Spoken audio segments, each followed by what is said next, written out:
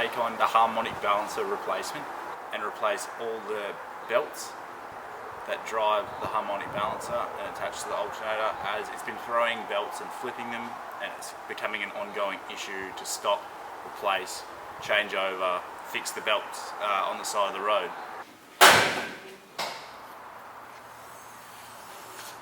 So as you can see, I'm running only one belt at the moment, because then if the one breaks or falls off, then I know, because the lights will show up on the dash, and I know to pull over quickly and not let the car overheat. Whereas if I had the two, like I had the other day, one broke and it had flipped the other one upside down, and it was actually just running upside down between the two pulleys.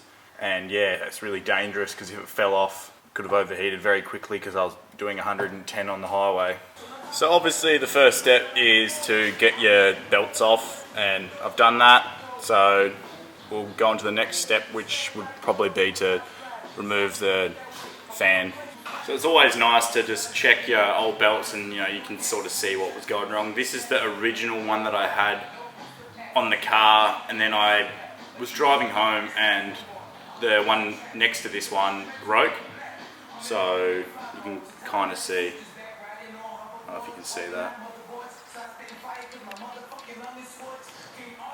But yeah, there's a bit of a separation there, it's just a bit old. So yeah, we'll just obviously replace this. I've got genuine Toyota replacements, and yeah, we'll just get into it. Well, now I forgot what I was going to say. What was I going to say? Fuck. So if you guys just bear with me, the mic should be here in the coming days, so we'll have way better audio quality.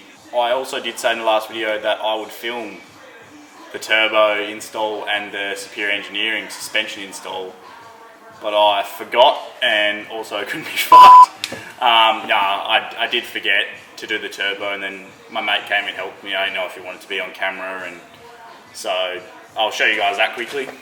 So there's your Hyperflex arms. Had a bit of trouble with those, with the caster plates. Just had to cut a bit of the sections out because of the ABS.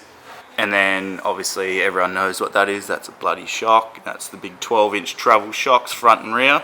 She's a bit dirty at the moment, but I'll give her a wash after we've finished all this stuff. But you can see extended brake lines, so that's 6-inch braided brake lines front and rear. And then obviously the rear shocks, which are also a 12-inch travel. I opted to keep the EFS coils because I like the low, slick look of the black, and the height was fine. They're not buggered or anything. They're only about 8 months old or something. And then obviously the RMS Performance High Flow CT26 sitting down there, still on the factory low mount. So yeah, I just opted to keep the factory low mount because cheaper for me, didn't have to modify the exhaust, and yeah, cheaper, that's all I needed to hear. I mean, the high mounts do look a lot cooler than I would have had to modify my intercooler piping and intake piping, and it just was a bit of a headache when I just wanted a quick install. So yeah, I installed the EGT bung finally, so I'm not going to start the car now, but we do have a working EGT gauge now, so that looks mint. So, bit of fucking shit happened while I wasn't on camera. Got the shroud out, got the fan out, had to take this battery box off, otherwise it just would have been a situation to get it out that way.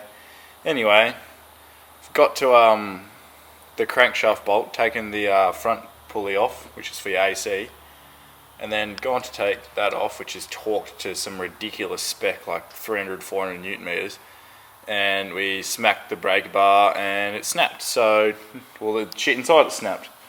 So now I'm just going to whack this on, which is new idler bearing for the AC just there. So yeah, nothing we can really do for the rest of the day, so we have to wait till tomorrow to borrow either a brake bar or a rattle, something, an air rattle or something to get it off. So yeah, I don't know, bit of shitty situation. Another night in the shed for the 80, looking sad as all hell, but it'd be good to get it all running nice and go whip her out for a few tracks, because I haven't been out in any tracks in a long time. So yeah, just so keen to get it out and just rip in some tracks. So, good night. See you in the morning. So a bit of an update. The whole day yesterday was spent yelling, fuck, shit, everything imaginable at the car. So ended up having to take the radiator out because I couldn't fit the rattle gun in there, and then the rattle gun couldn't get the bolt off, and then snapped another breaker bar. So gonna get a beefier one now, and hopefully that doesn't snap.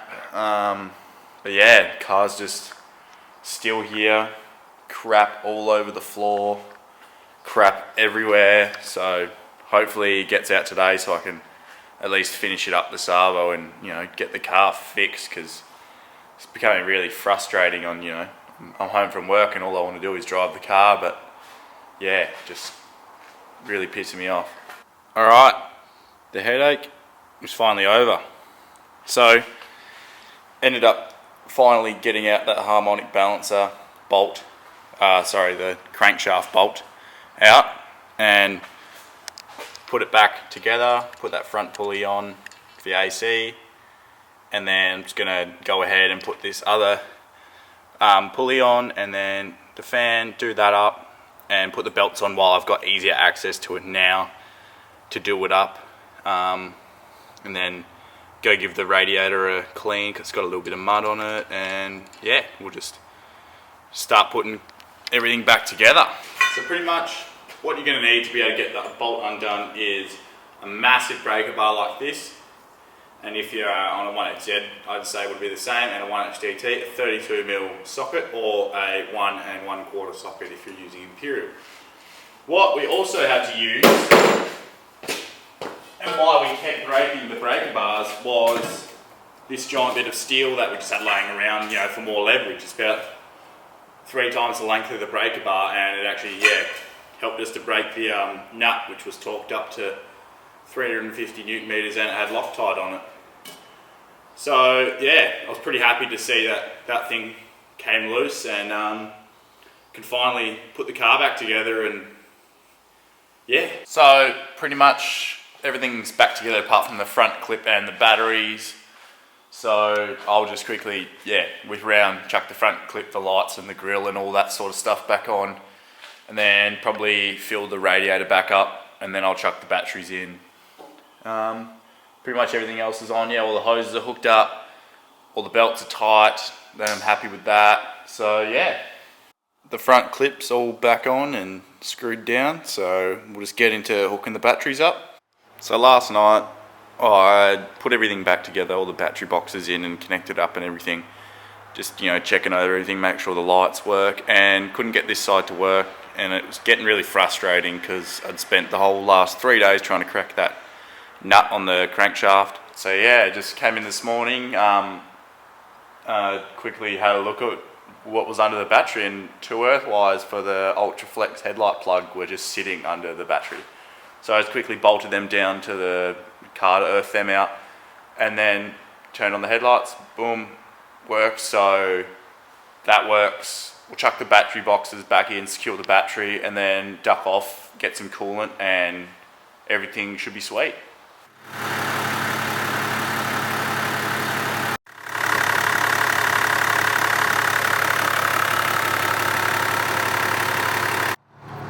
So car's up and running.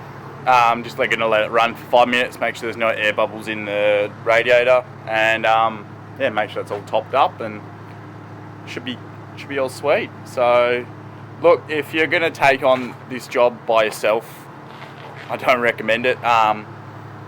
It took 3 of us on a large breaker bar and a pole that was hitting our shed roof, which is pretty tall. So yeah, 3 of us, which would have been, you know, almost 300 kilos, trying to get this bolt undone. So definitely probably not take it on by yourself. Another thing that we used the new harmonic balancer to mark up a template to put on the old one and bolt that up and then to the chassis, so when it hits it's not trying to turn the engine over. So yeah, that's just helping prevent the engine from turning over, which, you know, doesn't help undoing the bolt sort of thing. It's, yeah, really easy, just a grinder and a pen and a drill. Just giving the 80 a wash. Just run you through. what I do usually, just usually rinse off all the mud and wash out the chassis, any other chassis holes and that sort of stuff, the back of the bull bar, because mud usually gets caught up in that. And then once I've done that, just give the car a rinse so it's all wet, and then fill up the snow foam gun and just give it a coat of foam, let that sit for a couple minutes, and then scrub it all down and wash it off. And then I hit it with the chamois just to get all the water spots off, keep it looking nice. Now I've given it a foam wash, so just let that soak for a couple minutes and then start scrubbing. Thanks for watching, guys. Make sure you like, subscribe, share, all that good stuff, and I'll see you in the next video.